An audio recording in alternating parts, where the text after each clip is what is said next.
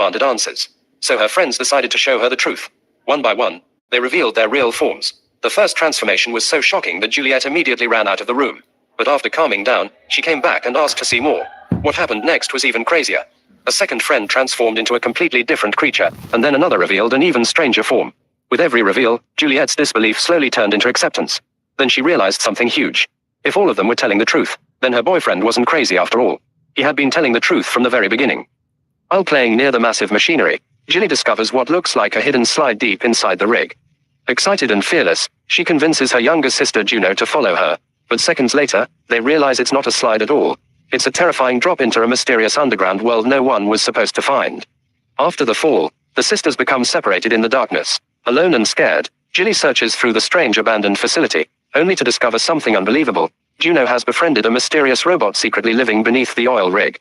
Robot Sunflower, but this isn't an ordinary machine. Hidden deep underground, the robot has created a beautiful secret garden filled with glowing sunflowers somehow growing without sunlight. As the sisters explore this magical hidden world, they slowly form an unexpected friendship with the lonely robot who has been surviving there all alone. For a moment, the underground world feels peaceful, almost magical. But reality quickly hits when the sisters realize their father will panic if he discovers where they've been.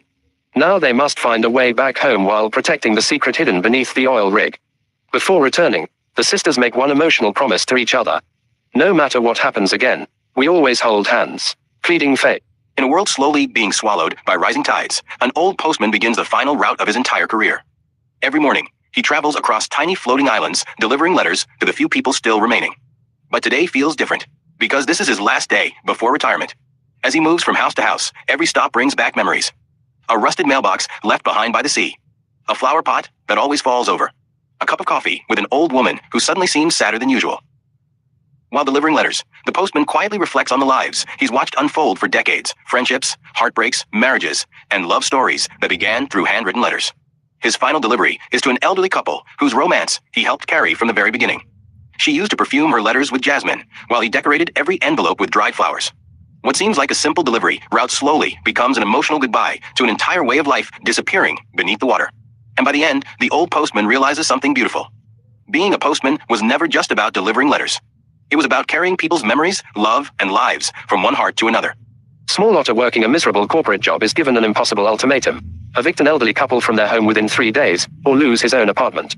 Otter heartbreak. His ruthless boss doesn't care about families, memories, or people's lives. All he cares about is turning the neighborhood into a massive redevelopment project worth millions. But while trying to do his job, the lonely little otter slowly realizes something painful. He's just as lost as the people he's being asked to throw out. Every day he rides through the city feeling completely invisible, listening to people mock him, struggling to survive, and wondering if he'll ever truly belong anywhere. Loudly crying, as the pressure from his boss grows worse, the otter begins questioning everything: his job, his future, and what home actually means. Then instead of obeying orders, he does something nobody expected. He stands up against the company and files a complaint against his own boss. And by the end, the little otter realizes something beautiful. Home isn't just a place you live, it's the people who choose to love and accept you. Skull Books. Elizabeth Halsey has spent the whole year breaking rules, manipulating people, and doing the bare minimum at school. But when her obsessed rival Amy finally uncovers proof that Elizabeth cheated on the exams, everything starts falling apart. Amy storms in with evidence, witnesses, and accusations, ready to destroy Elizabeth's career once and for all. Loudly crying, facing possible jail time and public humiliation, Elizabeth panics and comes up with an insane plan to save herself. She sends a terrifying fake hitman to intimidate the key witness into changing his story, leading to one of the funniest and most unhinged scenes in the movie. Skull. Then comes the school board meeting. Instead of admitting guilt, Elizabeth completely flips the situation around. She manipulates the room, pretends to be the victim, and even frames Amy by secretly planting drugs inside Amy's desk. Loudly crying, within minutes, Amy goes from respected teacher to screaming disaster while everyone watches in shock. And somehow, Elizabeth actually wins. Amy gets transferred to one of the worst schools in the state, while Elizabeth walks away without facing any real consequences at all. By the end, even Scott Delacourt realizes she's probably the worst teacher ever created, but Elizabeth still doesn't care. Tears of joy. Two best friends head to the beach excited for a fun swim, until they realize the ocean water is absolutely freezing. One of them keeps stalling at the shore, putting on sunscreen forever and making every excuse possible to avoid getting in, while the other keeps teasing and daring her to hurry up. As they slowly step into the icy water, every tiny thing becomes terrifying. Weird bubbles in the sand, tiny crabs crawling around, seaweed touching their feet. At one point, one of the girls completely panics after feeling something brush against her leg and starts screaming, convinced some sea monster grabbed her. But the funniest part? It was literally just seaweed. Then suddenly, a giant wave comes crashing toward them. One friend gets knocked completely underwater, and for a second it actually looks scary, until she pops back up laughing because she finally got used to the freezing water. By the end, the two friends are jumping through waves together, screaming, laughing, and realizing the hardest part was just getting in. Grieving son rides his late father's old motorcycle over 100 miles searching for a peer from an old family photograph, hoping it might help his mother finally smile again. Pleading face motorcycle. Frank's dad recently passed away, and ever since then his mom has been heartbroken. Wanting to recreate one of his father's favorite old photos, Frank sets off carrying his dad's vintage camera and a faded picture of him standing on a pier. But after hours of traveling, he realizes something devastating. He came to the wrong pier. Heartbreak. While feeling completely defeated, Frank meets a kind young photographer named Christina working at a nearby cafe. At first, the two awkwardly joke around over old cameras and photography, but when Christina sees the photo of Frank's father, she realizes exactly where the real pier actually is. Instead of brushing him off, she decides to help him finish the journey. Heart. The two spend the day together walking along the coast, talking about life, photography, grief, and memories while trying to perfectly recreate the old picture. Then comes the emotional moment. Christina asks Frank to pose exactly like his father did in the original photo, even holding a cigarette the same way. But Frank quietly admits he can't do it because smoking is what killed his dad. Loudly crying, together they take the picture anyway, creating something even more meaningful. Not a copy of the past, but a brand new memory. By the end, Frank returns home with the photo, finally giving his mother a small moment of peace, while hinting that maybe this unexpected connection with Christina is the start of a new chapter in his own life. Wave camera with flash. Emma is excited to start at a prestigious new school, while her mother proudly celebrates becoming a partner at a major law firm after years of hard work and sacrifice. But everything changes when the school suddenly calls her mother into the office over a uniform issue. The problem: Emma's afro is considered too big and unpresentable under the school's appearance policy. Pouting. At first, her mother tries to stay calm and avoid conflict, telling Emma to just adjust her hair so she can focus on succeeding at the school. But Emma refuses to accept it quietly. She points out the obvious hypocrisy. Other students are allowed different hairstyles, yet her natural hair is treated like a problem simply because she's black. Emma's mother is fighting a similar battle in her own workplace. Even after becoming a partner at her law firm, people still question whether she truly earned her success or if she was only promoted because the company wanted diversity. Eventually, Emma's mother decides she's done staying silent. Using the threat of media exposure, she forces the school to reconsider its discriminatory hair policy, leading to a major victory not just for Emma, but for every student being unfairly targeted. Raised fist medium dark skin tone. By the end, Emma finally walks back into school proudly wearing her natural hair, while her mother reminds her of something important. Never let anyone make you feel like being yourself is wrong. Son of a... The second she walked into the office, her friend stared at her like she had just escaped a hospital. She said, "Girl, are you okay? Who did this to you?" But the woman was confused because she literally looked normal. She just wasn't wearing makeup. Then her coworker started acting crazier every minute. She compared her to a zombie from The Walking Dead. Said she looked like she had an IV in her arm, and even called a pastor to pray over her near corpse body. Meanwhile, the woman was just trying to answer customer service calls and survive her shift. But things somehow got even worse.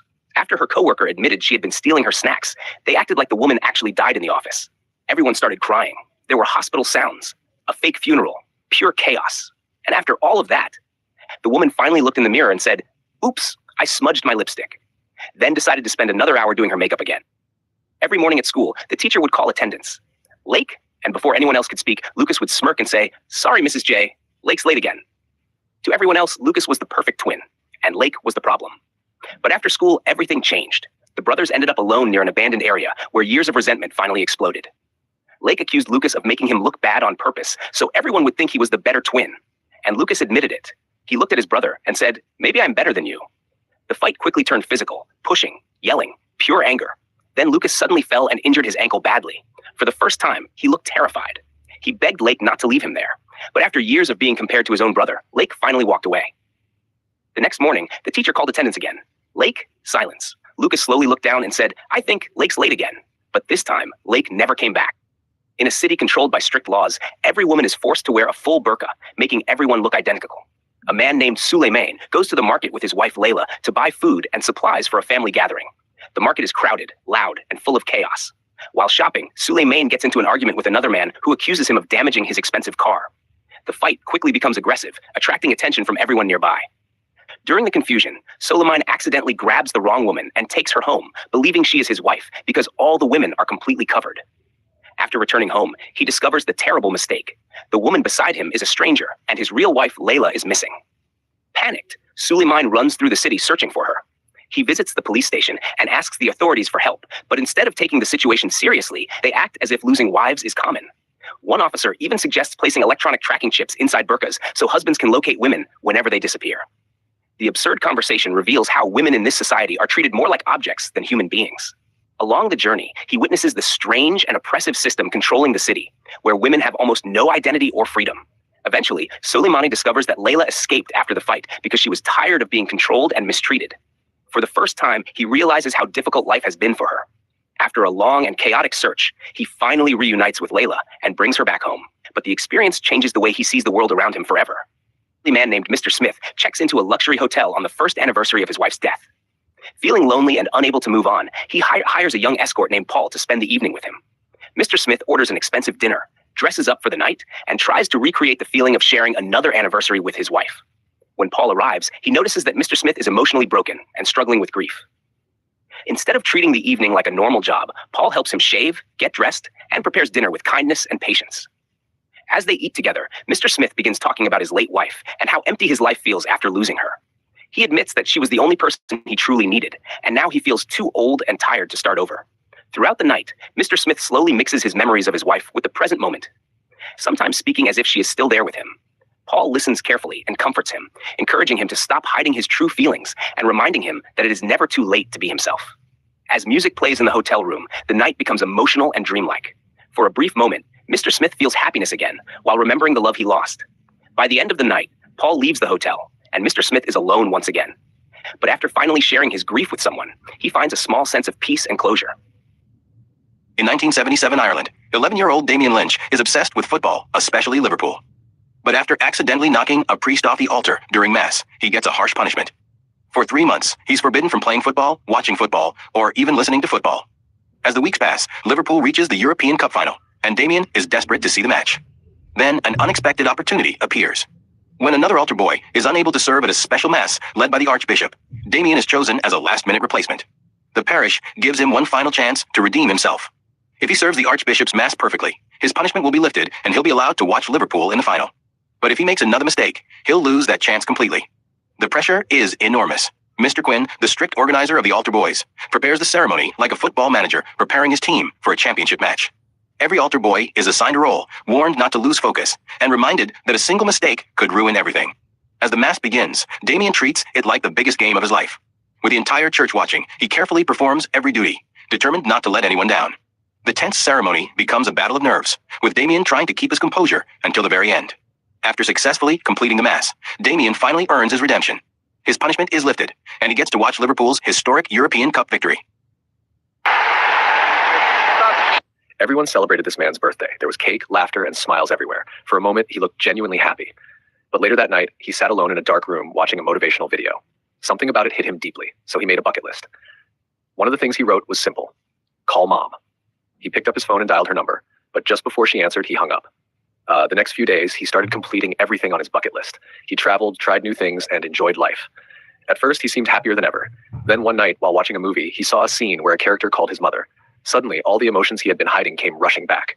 He broke down crying. He missed his mom. This time, he decided he would finally call her. But as soon as he dialed, something strange happened. The call disconnected on its own. He looked outside and noticed the sky changing colors. Feeling uneasy, he rushed downstairs, got into his car, and started driving. A traffic jam blocked the road, so he took a shortcut. Minutes later, he froze. He had somehow arrived in front of his childhood home. But the house was ruined. Slowly, he walked inside. Everything was covered in dust and silence. Then he noticed a small piece of paper lying on the floor. A phone number was written on it. With trembling hands, he dialed the number. The call connected. "Mom," he whispered. Tears rolled down his face. "I'm sorry." For the first time in years, he finally said everything he had been holding inside. And sometimes the hardest call to make is the one you should have made a long time.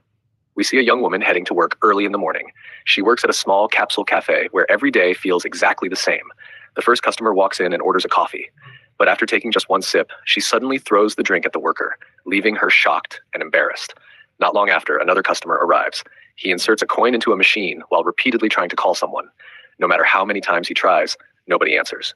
Then a third customer enters. At first, he seems normal, but the situation quickly becomes uncomfortable as he begins harassing the girl.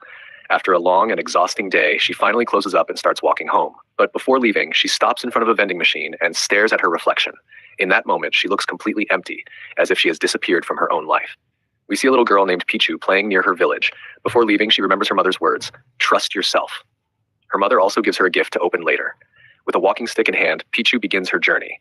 While climbing down a mountain, she remembers breaking a ceramic pot and how her mother comforted her by saying, "Take a deep breath. It's okay." Soon, she reaches a broken bridge. Despite being scared, she manages to cross it and even repairs it for others. Later, she hears a noise and discovers it's her friend Sira. Together, they continue to school. At school, Pichu opens her mother's gift and finds a notebook filled with loving messages. When she returns home, she hugs her mother and excitedly tells her about her day. Through her adventure, What Cain didn't realize was that the boy he once looked down on had become far stronger than anyone could imagine. Everyone in the temple believed Yen was destined to fail. Born with a weak bloodline, he was mocked by other disciples and ignored by most masters. Even when he begged to be taught, people laughed at him. Only Master Lyra saw something different.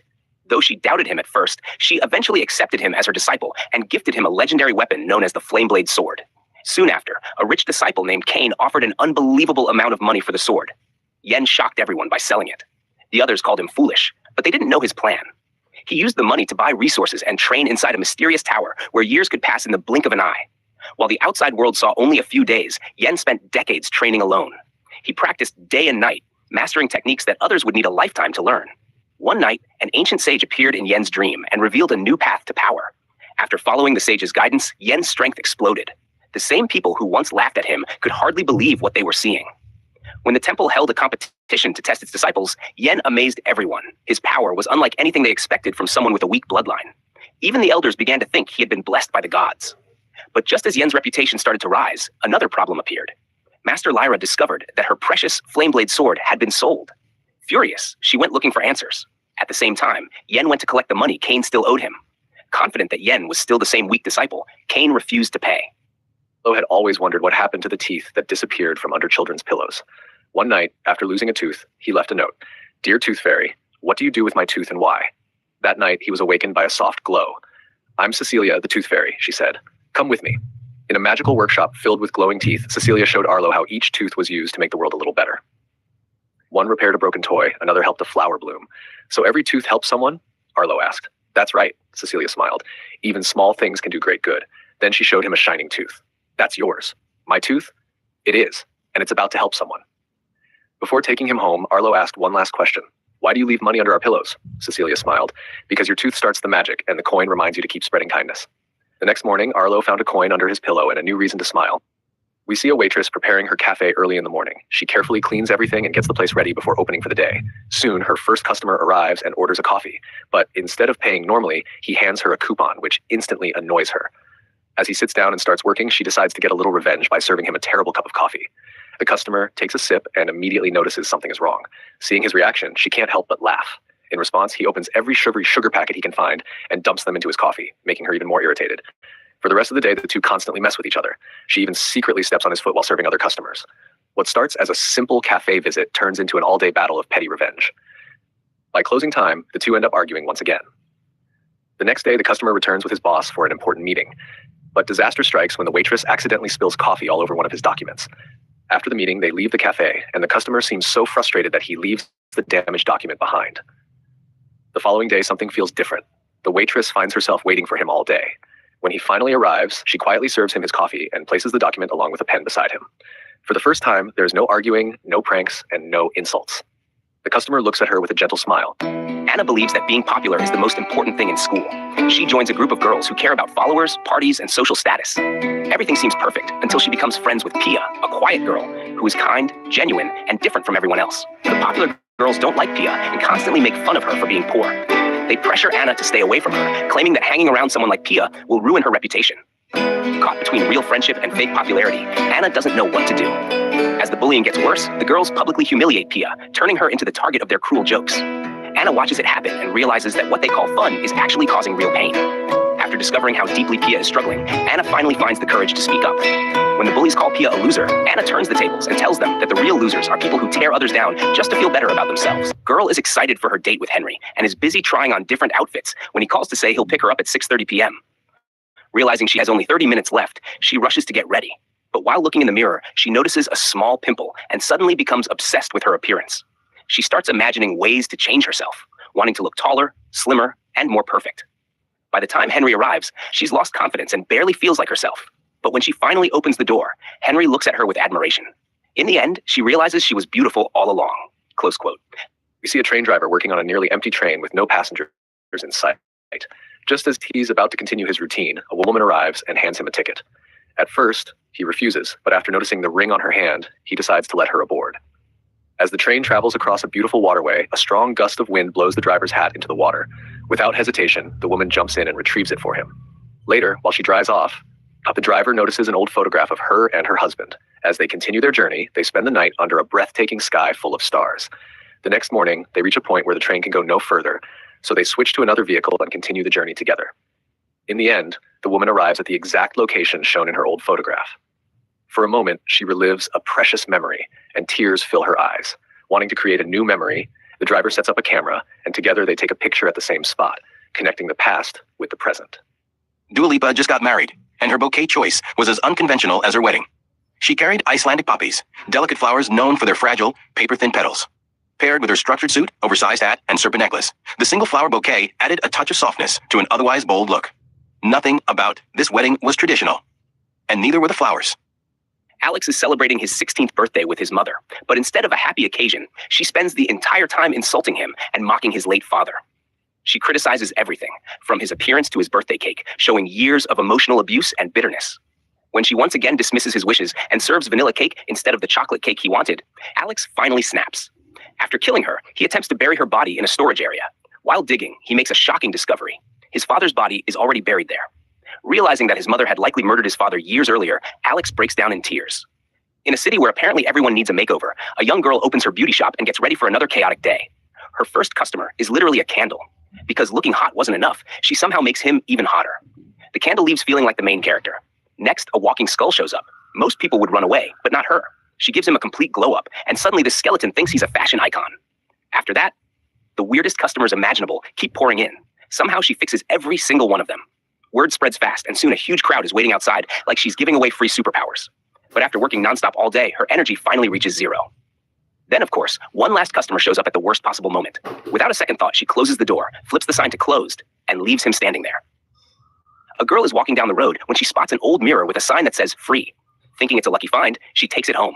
As soon as she removes the cover, something strange happens. The mirror seems to draw her in. She starts staring at her reflection, smiling oddly while combing her hair. Days pass, and she spends every moment in front of the mirror. She ignores her phone, her friends, and even her family. It's as if nothing else matters anymore. Worried after receiving no replies, her mother comes to check on her. She finds her daughter sitting motionless in front of the mirror, endlessly brushing her hair with a creepy smile on her face. Desperate to help, the mother throws a blanket over the mirror. Instantly, the girl snaps back to normal, confused about what is happening. For a moment, everything's fine.